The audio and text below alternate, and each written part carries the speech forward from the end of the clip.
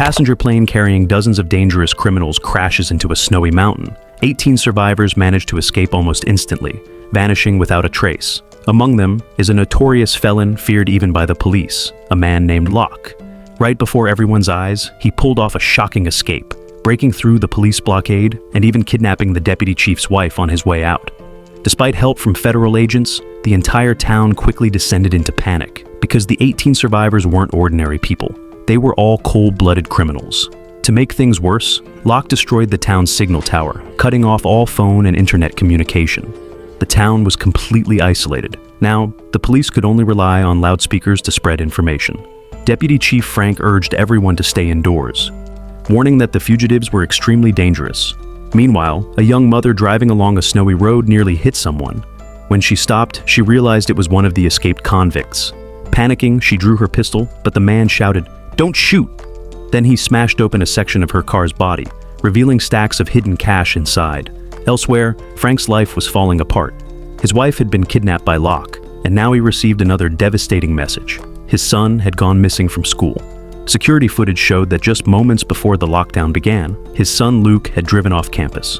It turned out Luke wanted to surprise his new girlfriend with a romantic trip to the family's newly bought mountain cabin. But that romantic trip quickly turned into a nightmare. Their car got stuck deep in the snow, and with no phone signal, they were forced to hike to the cabin, completely cut off from the world.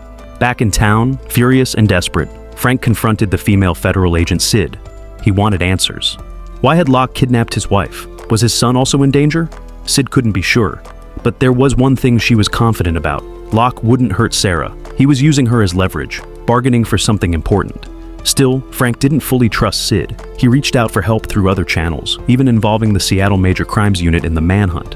Not long after, new intel came in. A tech officer told Frank that his son's phone had last pinged near the mountain road leading to the family's new cabin. Frank immediately realized Luke's destination and ordered Officer Joe to check the place. Moments later, another report came through. Locke and Sarah had been seen at Frank's house. A team rushed there, but the house was empty. In the middle of the storage room stood a single video camera, proof that Sarah was still alive and that Locke wanted to negotiate.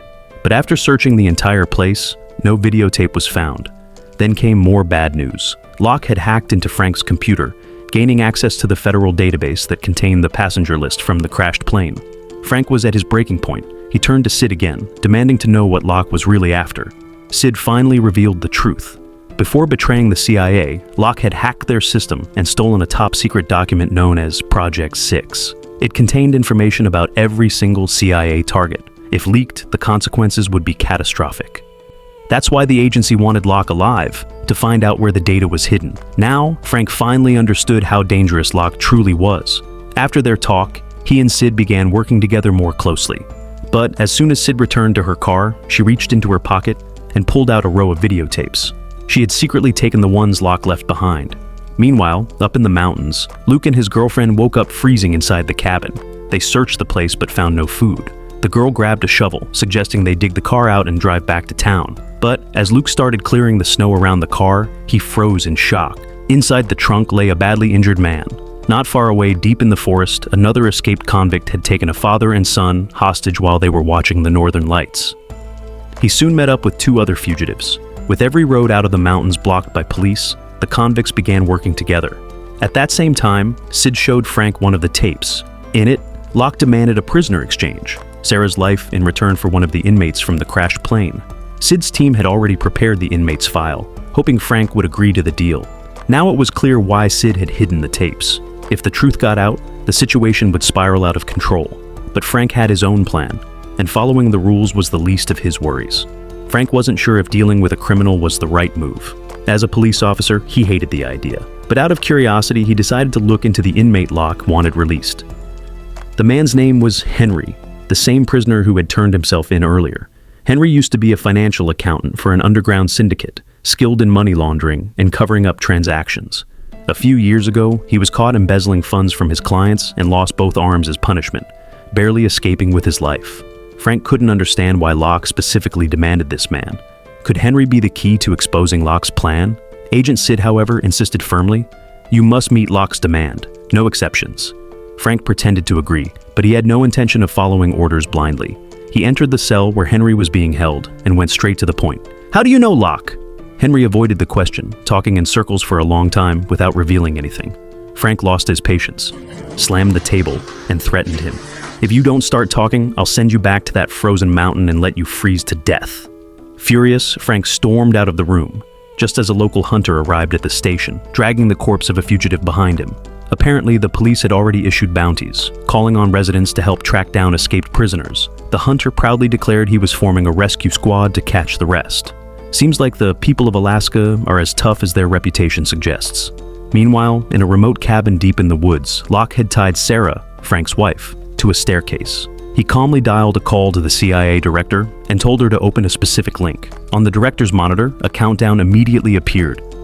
It was a dead man's switch. If Locke didn't enter a code within 72 hours, the secret contents of the Project 6 file would automatically be sent to multiple targets. Locke had created his own insurance policy. The CIA director, known as Black Lady, was furious but had no immediate solution. Upstairs, Sarah was struggling desperately against her ropes. The moment Locke hung up the call and came up the stairs, she attacked him without warning, but Locke reacted instantly, dodging her strike, disarming her, and shoving her hard down the staircase. Back at the police station, things finally started to shift. Henry suddenly changed his attitude, deciding to confess to everything. He swore he didn't know Locke personally. According to Henry, he had surrendered himself to the authorities because he was actually a protect witness, the key to testifying against major financial criminals. Once he testified, he'd be granted a new identity and a second chance at life. That meant he couldn't possibly be connected to Locke or his gang. His statement completely crushed any thought of using him for a hostage exchange, but Frank wasn't ready to give up. Determined to save his wife, he came up with a risky plan: send a fake Henry, one of his colleagues disguised as the prisoner, to meet Locke for the exchange. When they reached the meeting point, Locke started playing games. He made Frank drive in circles around the area, wasting time. Sid and the SWAT team, hiding in the woods, scanned every direction. But there was no sign of Locke anywhere. That's when Frank realized the truth. They'd all been tricked. The prisoner exchange was just a distraction. Sid immediately checked her files and gasped. Today was the scheduled date for transporting the black box from the crashed plane. Locke's real target wasn't Henry. It was the black box. Sure enough, when Frank reached the transport truck, he found 2 guards tied up and the black box completely dismantled. Locke had struck again. Frank cursed in rage while Sid's face went pale. She had once been Locke's mentor, but now her student had become smarter and more dangerous than she ever imagined. She remembered the past. Locke had once been a university professor, a genius in cybersecurity. Sid admired his brilliance and personally recruited him into the CIA, but Locke refused without hesitation. He even bragged that he had already launched several cyber attacks that shook the global financial world, and the authorities could never prove it was him. He loved being the invisible hand behind chaos, not a servant in the system. It was that arrogance that had once fascinated Sid, and now it terrified her. The same man she once believed in had turned into the agency's worst nightmare. Meanwhile, up in the mountains, Luke and his girlfriend had brought the injured man back to the cabin. After some care, he finally began to regain consciousness. Elsewhere, the father who had been kidnapped by one of the fugitives saw a chance to act. He whispered for his son to run toward the road, while he stayed behind to buy time.